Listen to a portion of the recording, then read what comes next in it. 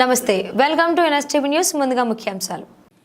తిరువూరు పట్టణంలోని 16వ వార్డ్ నడిమి తిరువూరులో నూతనంగా పునర్నిర్మించిన శ్రీ దాసాంజనేయ స్వామివార్ల విగ్రహ ప్రతిష్టాపన మహోత్సవం కన్నుల పండుగగా నిర్వహించారు. దీనిలో భాగంగా ఈ నెల 6, 7, 8, 9 తేదీలలో వేద పండితుల మంత్రోచ్చారణల మధ్య విశేష పూజలు, హోమ యజ్ఞాలు జరిపారు. వేలాది మంది భక్తుల జై శ్రీరామ్ నినాదాలతో శ్రీమాన్ శేష భటర్ పవన్ కుమార్ ఆచార్యులు, శ్రీమాన్ బికేవి గోపాలకృష్ణమాచార్యులు ఆధ్వర్యంలో వేద పండితులు స్వామివార్ల విగ్రహ మరియు ధ్వజస్తంభ ప్రతిష్టా మహోత్సవ వేడుకలు శోభాయమానంగా జరిగాయి.